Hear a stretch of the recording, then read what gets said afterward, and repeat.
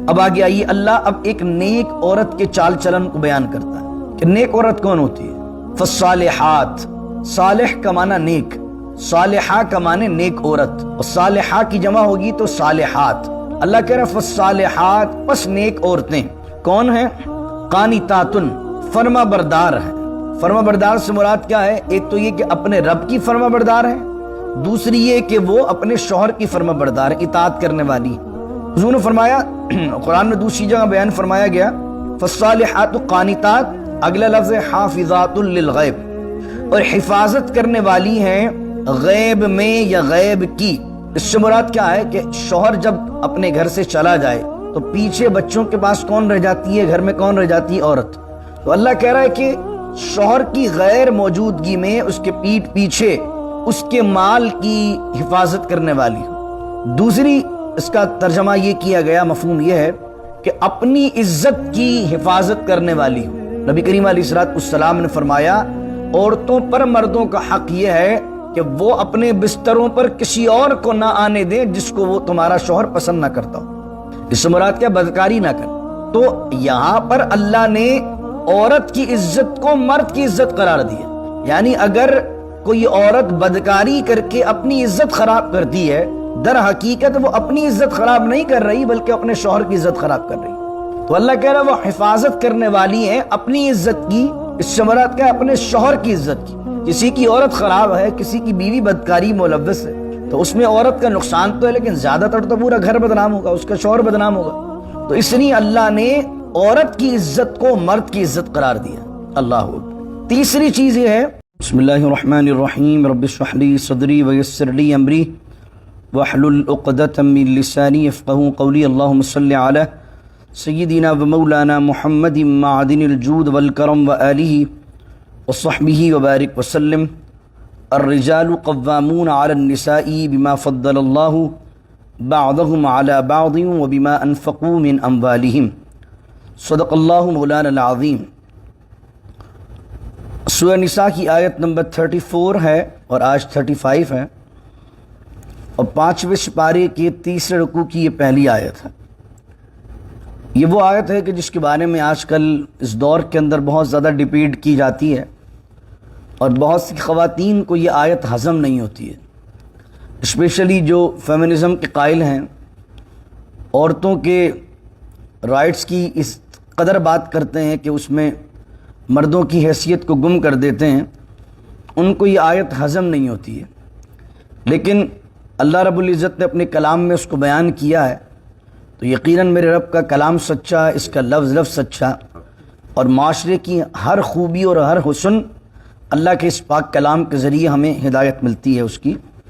اللہ کہتا ہے الرجال قوامون علی النساء، مرد حاکم ہیں عورتوں پر، مرد محافظ ہیں عورتوں کے، اور مرد جو ہے وہ منتظم ہیں عورتوں پر۔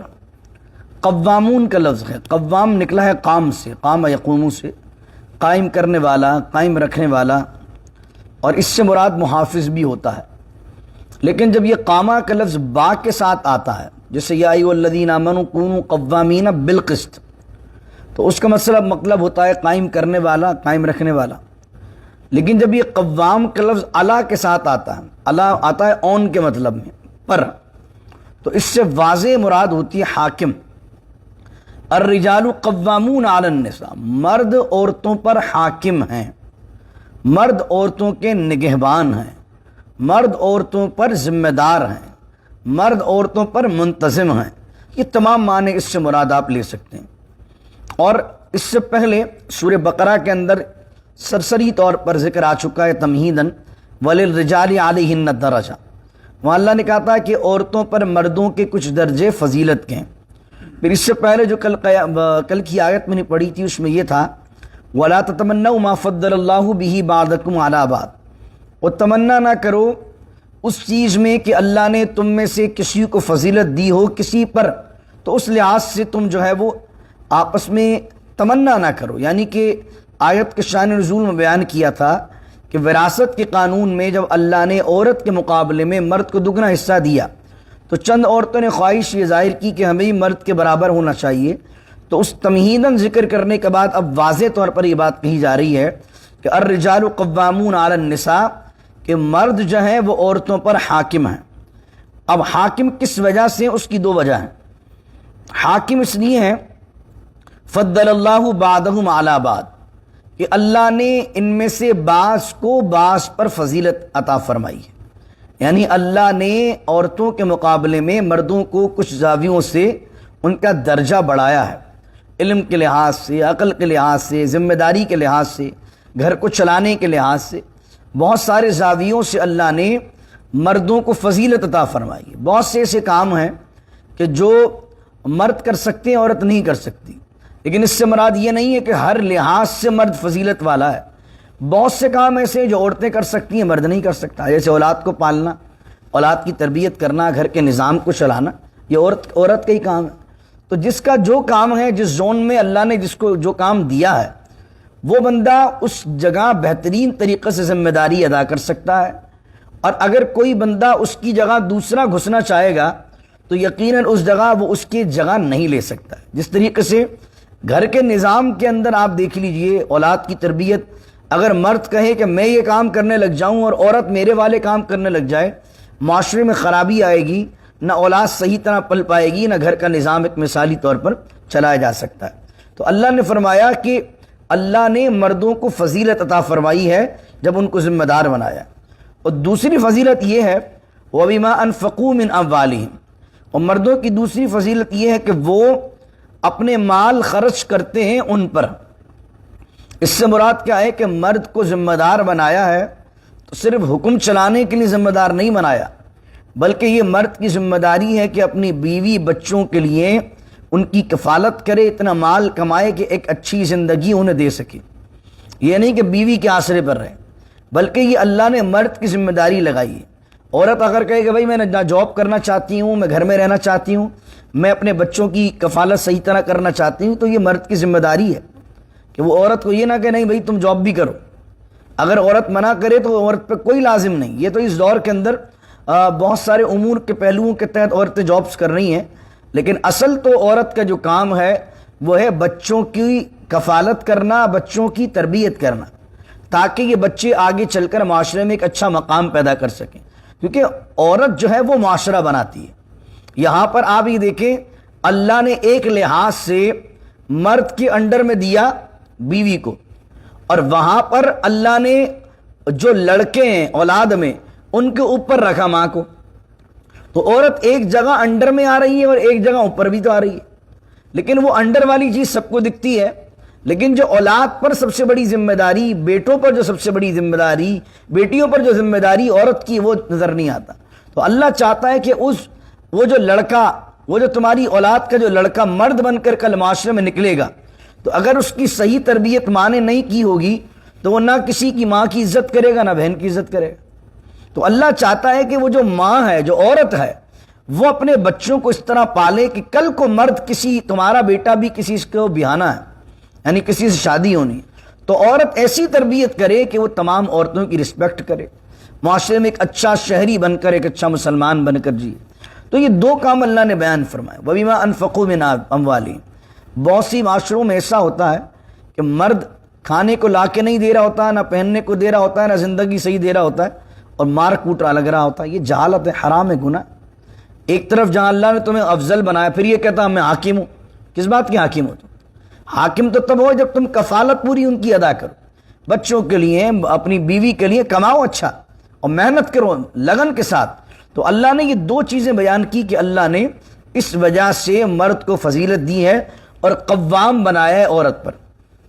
اب آگے آئیے، اللہ اب ایک نیک عورت کے چال چلن کو بیان کرتا ہے کہ نیک عورت کون ہوتی ہے۔ فالصالحات، صالح کا معنی نیک، صالحہ کا معنی نیک عورت، اور صالحہ کی جمع ہوگی تو صالحات۔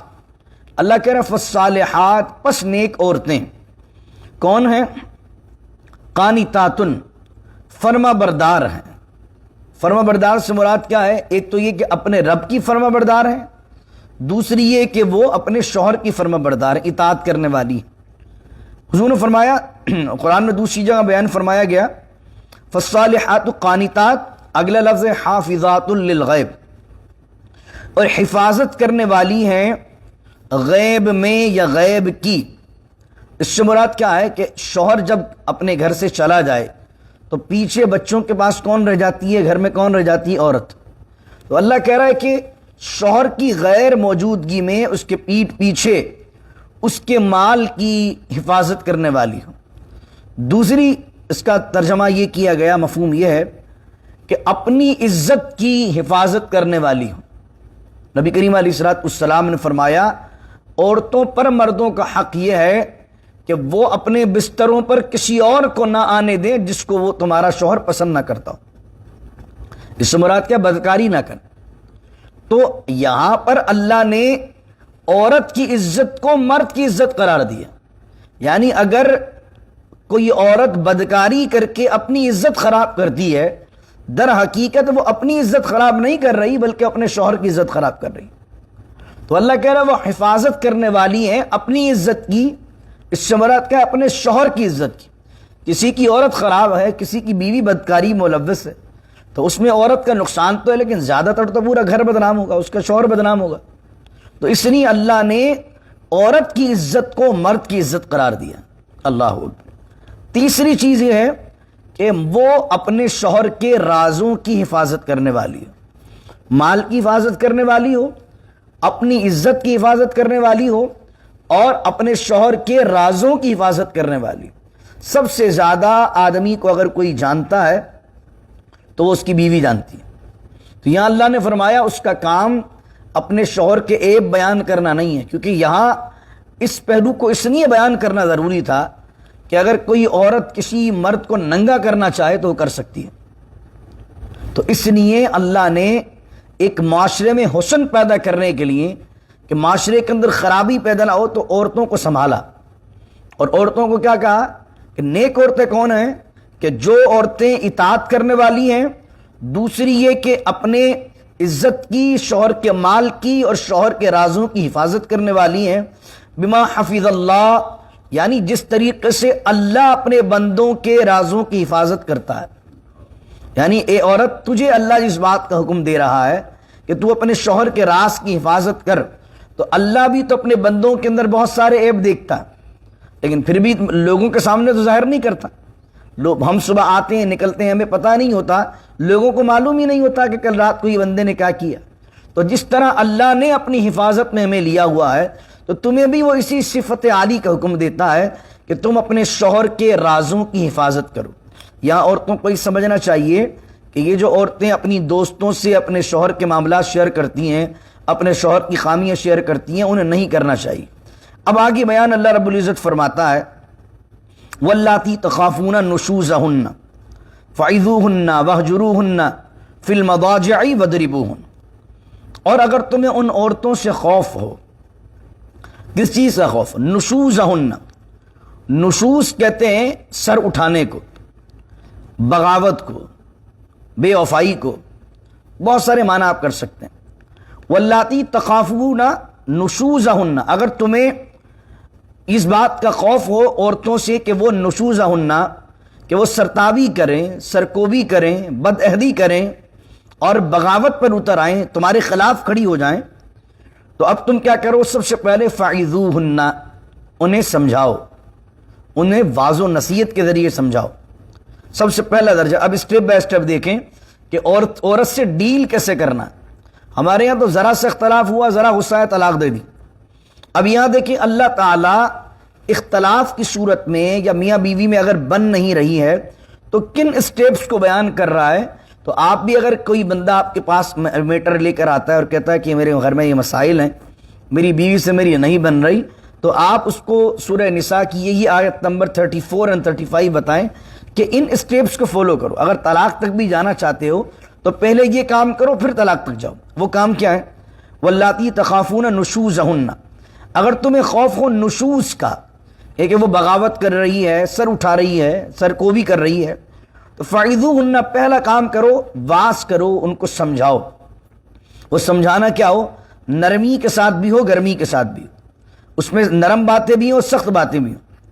اب اللہ فرما رہا فعظوہن کے بعد اب بھی وہ تمہاری بات نہیں مان رہی ہے تو وہجروہن فی المضاجع، تو علیحدہ کر دو ان کو اپنے بستروں سے، یعنی کہ اب تم ان کے درمیان ان کے ساتھ سونا اٹھنا بیٹھنا بند کر دو، ایک ہی گھر میں رہو، لیکن انہیں دکھانے کے لیے کہ تم ان سے ناراض ہو اور تمہارے ان عورتوں کے اس بغاوت سے یا اس سرکوبی کی وجہ سے تمہارا ان کے ساتھ گزارا نہیں ہو سکتا ہے، پہلے سمجھاؤ، دوسری صورت کے اندر آپ ان سے بستروں کو الگ کر لو۔ اور تیسرا درجہ ہے وَضْرِبُوهُنْ، ضرب یضربو کا مطلب مارنا، وَضْرِبُوهُنْ ان کو سزا دو، ان کو مارو۔ ابھی جو وَضْرِبُوهُنْ کا لفظ ہے اس پر بڑی ڈیبیٹ ہوئی ہے کہ یار قرآن کریم میں یہ حکم لکھا ہوا ہے کہ عورتوں کو مارو، تو اب اس پر بڑے ڈائلاگس ہوتے ہیں، بڑی گفتگو ہوتی ہے، مارنا چاہیے نہیں مارنا چاہیے، ٹی وی پرومس بھی ہوتے ہیں، اس سے مراد کیا ہے؟ پہلے اس کو سمجھیے آپ کس کنڈیشن کے اندر اللہ رب العزت نے بیان فرمایا، اور ہمیں اس قرآن کی آیت کو بیان کرنے میں معاشرہ کچھ بھی کہتا رہے، جو قرآن میں لکھا ہے وہ حق ہے، سچ ہے، لیکن اس کے پہلو کو سمجھنے کی ضرورت ہے، اور اس کو پیش کیا کس طرح کیا جاتا ہے وہ الگ چیز ہے۔ یہاں پر اللہ کہہ رہا ہے نشوزہن، نشوزہن سے دو مراد ہیں۔ ایک مراد یہ ہے، نبی کریم صلی اللہ علیہ وسلم نے فرمایا کہ نیک عورت یہ ہے کہ جب تم اس سے دیکھو، نیک بیوی وہ ہے تو وہ تمہارا جی خوش کر دے، تم اس سے دیکھ کر خوش ہو جاؤ، اور وہ اطاعت کرنے والی ہو، بات ماننے والی ہو۔ اور تیسری چیز یہ کہ وہ ایسی عورت ہو کہ وہ تمہارے بستر پر اس شخص کو آنے نہ دے جس کو تم پسند نہیں کرتے، یعنی بندہ کبھی بھی نہیں چاہے گا کہ میرے بستر پر کوئی غیر مرد ہو۔ تو اس پہلو کے اندر حضور نے اشارہ کر دیا کہ نیک عورت وہ ہے کہ جو یہ کام کرے اور جو اپنے شوہر کے ہوتے ہوئے غلط تعلقات قائم کر لے، تو یہ بھی نشوز ہے، یہ فاسقہ عورت ہے۔ تو اب اللہ رب العزت نے بیان فرمایا کہ اگر بدکاری میں ملوث ہے عورت، اگر اس کے تعلقات غلط کسی سے قائم ہو چکے ہیں، یا آدمی دیکھ رہا ہے کہ وہ اس طرح کی زندگی جینا شروع کر رہی ہے جس کے اندر وہ اس ہلاکت میں پڑ سکتی ہے، جیسے امریکہ کے اندر آپ ایک دیندار آدمی ہیں، بیوی چاہتی ہے کہ مجھے پارٹی میں جانے دو، میں پارٹی، اور پارٹیز وہ ہیں جس کے اندر مرد عورت کے غلط معاملات ہیں، ساتھ اٹھنا بیٹھنا ہے، ساتھ پینا پلانا ہے، تو بیوی کہے نہیں تمہیں مجھ پر اعتبار نہیں، بھائی اعتبار کی معاملہ ہے ہی نہیں، آپ اگر تمہارا آج نہیں ہے تو کل کسی سے تعلق بن سکتا ہے۔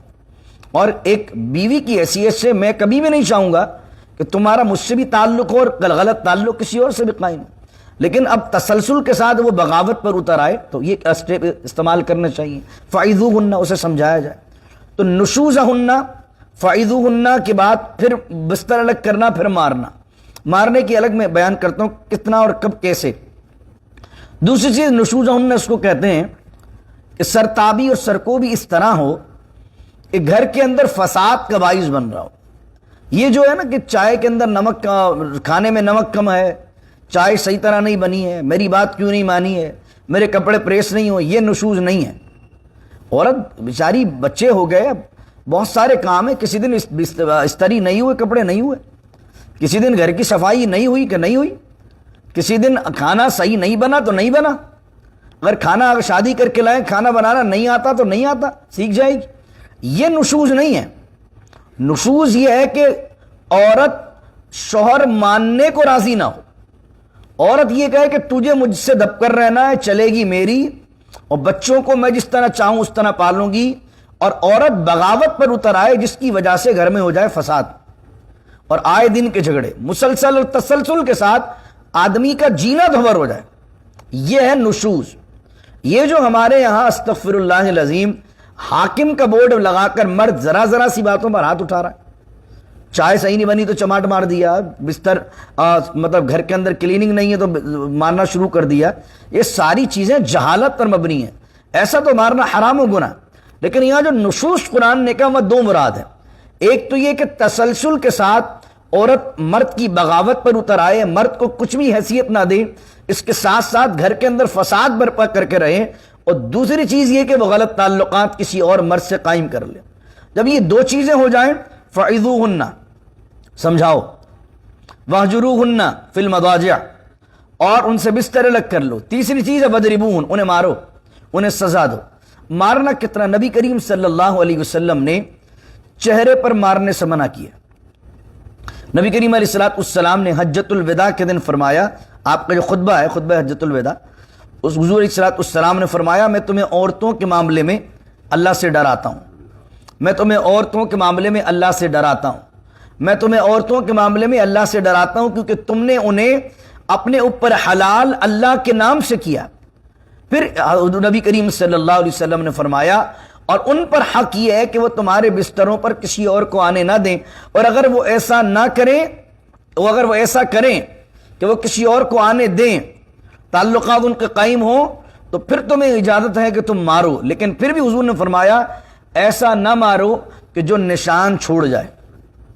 اس سے مراد کیا ہوئی؟ یقیناً آدمی کہ زور سے تماچا بھی مارے گا، زور سے چماٹ بھی مارتا تو نشان تو آتا ہے۔ بہت سے لوگ ہاتھ پاؤں توڑ دیتے ہیں، بہت سے لوگ ایسڈ پھینک دیتے ہیں، یہ تو بہت ناجائز چیزیں ہیں، یہ تو حرام کام ہے۔ یہاں پر کیا بالکل آخری درجہ کیا ہے کہ ایسی مار جس کی وجہ سے نشان نہ پڑے اور وہ منہ پر بھی نہ ہو، اور وہ بھی عورت کو سمجھانے کے لیے کہ کچھ عورتیں سمجھ کر مانتی ہیں، کچھ لوگ بائیکاٹ سے مان جاتی ہیں، اور ابھی بھی رشتہ بچانے کے لیے کہ بھائی ایسا نہ کرو، گھر میں فساد نہ کرو، تمہیں میں نے بیوی بنایا ہے تو بیوی کی حیثیت سے میرے ساتھ جڑ کر رہو، مجھ سے کمیٹڈ ہو کر رہو۔ اگر یہ نہیں کرتے معاملہ تو وَضْرِبُوهُنَّ کے اندر سزا کیسی ہونی چاہیے؟ ایک تو چہرے پر نہ ہو، دوسرا جسم پر بھی ہو، تو جسم پر بھی ایسی چوٹ نہ ہو جو نشان چھوڑے، نہ وہ ہاتھ سے ہو۔ اب سوچ لیجئے اس میں ڈنڈے کا تصور اور ایسی مار پیٹ کے تصور جس میں سر پھاڑ دیے جائیں، خون نکل جائے، نیل پڑ جائیں، یہ سارے تصور حضور نے دور کر دیے۔ صرف ایک ایسی سزا دی جا رہی ہے جس میں عورت کو پتہ چل جائے گا کہ میرے شوہر نے مجھ پر ہاتھ اٹھا لیا ہے اور اگلا معاملہ میرے لیے ہو سکتا ہے گھر ٹوٹنے تک کا ہو۔ تو اگر عورت کہیں اور سمت جا رہی ہے اور اس کے دل کے اندر اگر گھر بنانے کی ہوگی تو وہ فوراً لوٹ آئے گی کہ نہیں اب بات اس حد تک پہنچ چکی ہے کہ ہاتھ بھی اٹھ گیا۔ اب اللہ کہہ رہا ہے کہ جب یہ تم نے 3 اسٹیپ فالو کر لی۔ اچھا، یہاں پر نبی کریم علیہ السلام کی ایک حدیث مجھے یاد آتی ہے کہ کچھ عورتوں نے مدینہ شریف میں حضور سے شکایت کی کہ ان کے شوہر ان کو مارتے ہیں، تو حضور علیہ السلام نے فرمایا کہ جو اپنی بیویوں پر ہاتھ اٹھاتے ہیں وہ تم میں اچھے لوگ نہیں ہیں۔ تو حضور علیہ السلام نے یہ بھی فرمایا کہ تم میں وہ لوگ اچھے لوگ نہیں ہیں کہ جو اپنی بیویوں پر ہاتھ اٹھاتے ہیں، جو اپنی عورتوں پر ہاتھ اٹھاتے ہیں۔ تو نبی کریم علیہ السلام نے ایسے لوگوں کو پسند نہیں فرمایا، لیکن آیت میں جس تناظر سے بات ہو رہی ہے وہ ایک بہت خاص کنڈیشن میں اللہ رب العزت نے مارنے کی اجازت عطا فرمائی۔ اب یہ مارنے میں بھی تسلسل نہیں ہے، آپ یہ دیکھیے گا کہ قرآن نے یہ نہیں کہا مسلسل مارنا شروع کر دوں، قرآن نے 3 اسٹیپ بیان کیے، اور 3 اسٹیپ کے بعد اللہ کہتا ہے فَإِنْ أَطَعْنَكُمْ، اگر وہ تمہاری ان 3 اسٹیپ کو فالو کرنے کے بعد بات ماننے لگ جائیں، فَلَا تَبْغُوا عَلَيْهِنَّ سَبِيلًا، تو ان پر زیادتی کرنے کی کوئی اور راہ نہ ڈھونڈو۔ یعنی اگر وہ تمہاری بات مان لی، ان سے تم سے معافی مانگ لی، اگر کوئی غلطی ان سے ہو بھی گئی تھی تمہارے آگے وہ جھک گئیں اور کہا اچھا مجھے معاف کر دو، میں اب صحیح چلوں گی، اب وہ ٹھیک ہو گئی ہیں، لیکن اب تم ظالم بنے ہوئے، تم کہو نہیں اس کو سبق سکھا کے رہوں گا، اس کو دبا کر رہوں گا، اس کو بالکل لکڑی کی طرح سیدھا کر کے رہوں گا۔ تو اللہ کہہ رہا جب وہ مان گئی بات کو، اللہ کے بندے فلا تبغوا علیہن سبیلا، تو اب عورتوں پر زیادتی کرنے کے لیے کوئی راہ نہ چاہو۔ ان اللہ کان علیٰ کبیرہ، بے شک اللہ تعالیٰ بہت بلند ہے اور بہت بڑا ہے۔ اب آیت نمبر 35 جو آخری آیت آج کے درس کی ہے، اللہ کہتا ہے اب یہ 3 معاملے سے بھی معاملہ حل نہ ہو۔ آپ نے سمجھا لیا، مسئلہ حل نہیں ہوا، بستر الگ کر دیا، اب بھی مسئلہ حل نہیں ہوا۔ تیسری بات یہ کہ آپ نے وَضْرِبُوهُنَّ جو احادیث میں بیان کیا گیا، جو قرآن نے بیان کیا، اس مفہوم کے ساتھ آپ نے اس کو سزا بھی دے دی، اب بھی مسئلہ حل نہیں ہوا۔ تو اب آپ دیکھیں چوتھی چیز کیا بیان کی جا رہی ہے، یہاں پر یہ نہیں کہا جا رہا کہ اب تو روزانہ ہی مارتے پیٹتے رہو۔ دیکھ لیا کہ بھئی ایک دفعہ مار کے بھی دیکھ لیا، سزا دے کر بھی دیکھ لی، عورت کا ذہن ہی نہیں بنتا ہے صحیح ہونے کا۔ تو اللہ کہتا ہے وَإِنْ خِفْتُمْ شِقَاقًا، اور اگر تمہیں خوف ہو مخالفت کا، شقاق کا، اب کیا کرو گے آپ؟ اگر تمہیں اب بھی خوف ہو کہ نہیں اب بھی نہیں بن رہی ہے تو اب بھی طلاق نہیں دینی ہے۔ آیت نمبر 35 کہتی ہے کہ اگر تمہیں خوف ہو مخالفت کا، آپس کے اندر نہ بننے کا، ان دونوں کے درمیان یعنی میاں بیوی کے درمیان، فَبْعَثُوا، تو مبعوث کر دو، بنا لو، حَكَمًا مِّنْ أَهْلِهِ، ایک حاکم مرد کے گھر والوں کی طرف سے، وحکما من اہلہا، اور ایک حاکم بنا لو، مبعوث کر لو عورت کی طرف سے۔ اس سے مراد کیا؟ اس سے مراد ہیں پنچ، برادریاں ہوتی ہیں، خاندان ہوتے ہیں، خاندان میں بڑے بزرگ ہوتے ہیں، تو اللہ کہہ رہا میاں کی طرف سے اس کے خاندان کا ایک سمجھدار آدمی آ جائے اور عورت کی طرف سے اس کے خاندان کا ایک سمجھدار آدمی آ جائے، یہ دونوں آ جائیں اس معاملے کو حل کرنے کے لیے۔ یعنی برادریوں کا آپ دیکھ رہے ہیں کتنا اہم رول ہوتا ہے ان چیزوں کے اندر۔ یہ جو لوگ اپنی برادریوں سے، خاندان سے کٹ کر رہتے ہیں، اللہ نے اس آیت کے اندر خاندان کی اہمیت کو بیان کیا، اچھے دوستوں کی اہمیت کو بیان کیا، اپنے خاندان کے بڑوں کی اہمیت کو بیان کیا۔ بھائی جس کے بڑے ہوں گے وہی آئیں گے نا بیچ میں، یا جس کے اچھے لوگ دوست ہوں گے وہی آئیں گے بیچ میں۔ آج کے معاشرے میں اچھے کسی کا میاں بیوی سے جھگڑا ہو جائے تو یہ جو نوجوان آج کل یہ جو یوتھ آ رہی ہے، یہ جو نئی نسل آ رہی ہے، نئی نسل کے پاس اچھے مشیر ہی نہیں ہیں، وہ بڑوں سے مشورہ کرتے نہیں ہیں۔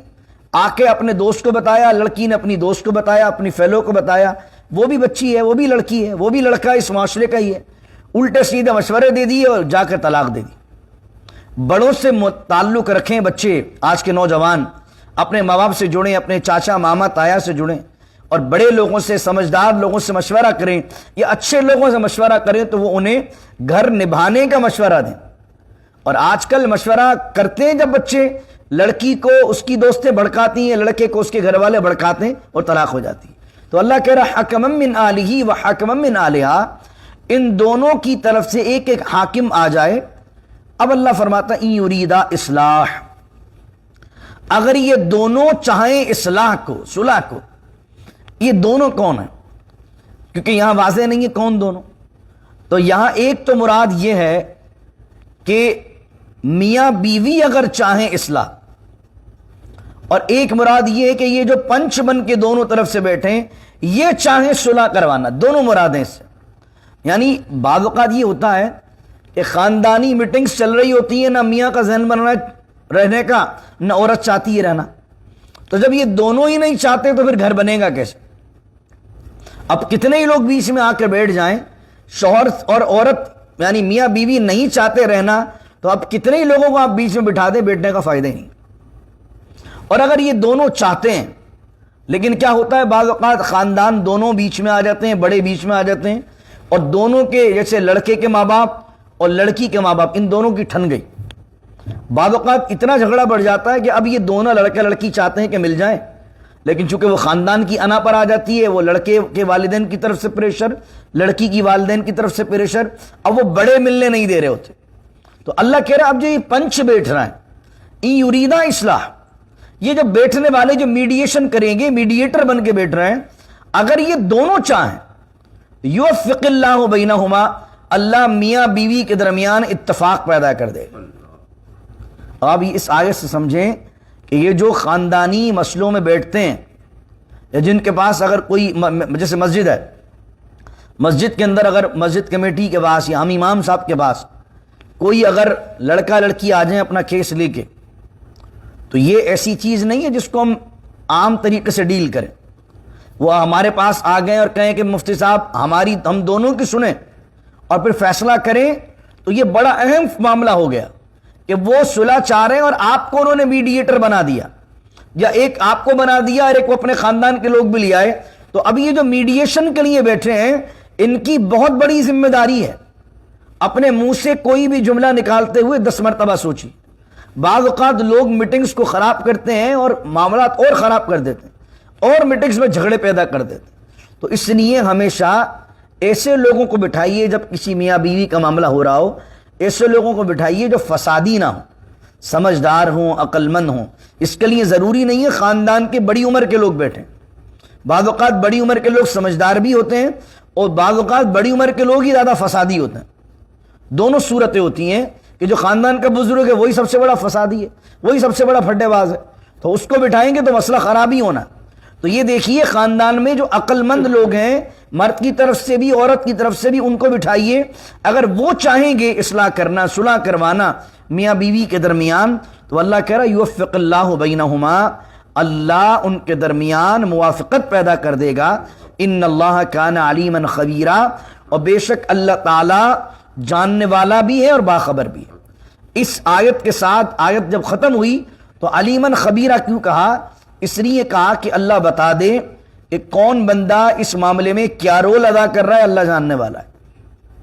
کون کسی کے گھر بگاڑنے میں رول ادا کر رہا ہے، اللہ جانتا ہے، اور کون بنانے کے معاملات کر رہا ہے، اللہ جانتا ہے۔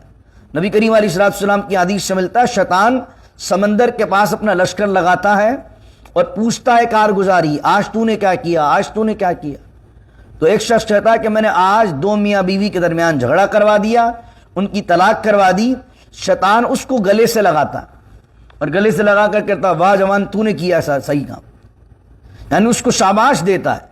اور بھی گناہ ہے لیکن سب سے زیادہ اس لیے اس پر دیتا ہے کیونکہ 2 میاں بیوی کا جدا ہونا صرف 2 کا جدا نہ ہونا نہیں ہے، پورے خاندان کی سپریشن ہے، پورے خاندان کا نظام۔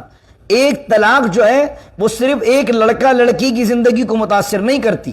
اگر ایک لڑکا لڑکی کی اولاد ہو تو جب تک ان بچوں کی زندگی ہے، یعنی جب تک وہ 2 3 4 بچے جو ہوگا جب تک وہ جئیں گے، وہ طلاق ان کی زندگیوں پر ہمیشہ اثر کرے گی، اور وہ جو 2 خاندان جن کا لڑکا تھا جن کی لڑکی تھی ان 2 خاندانوں پر اثر کرے گی، اور وہ 2 خاندان سے جو وابستہ گھرانے ہیں، یعنی اس لڑکے کے جتنے رشتہ دار ہیں، اس لڑکی کے جتنے رشتہ دار ہیں، وہ ایک طلاق ان سارے گھروں کو افیکٹ کرتی ہے۔ اس لیے طلاق کو ناپسند کیا گیا۔ نبی کریم علیہ السلام کا فرمان ابغض الحلال الی اللہ تعالی فہو طلاق، حلال چیزوں میں اللہ کے نزدیک سب سے زیادہ ناپسندیدہ جو چیز ہے وہ طلاق ہے۔ تو یہ جو چیزیں ان 2 آیتوں میں بیان کی گئی ہے، یہ یاد رکھیے۔ آیت نمبر 34 35 زندگی کے اندر درجنوں مسائل ہم سے لوگ پوچھتے ہیں، تو اگر کوئی طلاق کی طرف جانا چاہتا ہے اس کو کہیں یار پہلے یہ 4 اسٹیپ فالو کر لو، یہ 4 چیزیں کر لو، جب بھی نہیں بنتی، بیچ والے بیٹھنے سے نہیں بنتی، اس کے بعد بھی جو میں نے سمجھایا تھا آپ کو سورہ بقرہ میں کہ وہ ایام پاکی کے جس کے اندر مرد نے صحبت نہ کی ہو، کتنی طلاق دے گا؟ وہ 1 دے گا، 3 پھر بھی نہیں دینی ہے، 1 طلاق سے ہی بیوی کو فارغ کر دے۔ اور وہ بھی سب کب ہوگا؟ ان 4 چیزوں کو کرنے کے بعد۔ دعا کیجیے اللہ رب العزت سے اللہ سب کے گھروں کو آباد رکھے، سب کو شاد و آباد رکھے، گھروں کو ٹوٹنے سے، طلاقوں کی نوبتوں سے، لڑوانے والوں سے، فتنہ پھیلانے والوں سے ہمیں، ہماری اولادوں کے گھروں کو ان کے شر سے اپنی پناہ نصیب کرے۔ بسم اللہ الرحمن الرحیم، الحمدللہ رب العالمین، والصلاة والسلام علی اشرف الانبیاء والمرسلین، ربنا ظلمنا انفسنا وان لم تغفر لنا وترحمنا لنكونن من الخاسرین، اللهم ربی اجعلنی مقیم الصلاة ومن ذریتی ربنا وتقبل دعاء، ربنا اغفر لی ولوالدی وللمؤمنین یوم یقوم الحساب، ان اللہ ملائکته یصلون علی النبی یا ایها الذین آمنوا صلوا علیہ وسلموا تسلیما، اللهم صل علی سیدنا ومولانا محمد معدن الجود والکرم وآلہ وصحبہ وبارک وسلم، سبحان ربک رب العزة عما يصفون والسلام على المرسلين والحمد لله رب العالمين، لا إله إلا الله محمد الرسول۔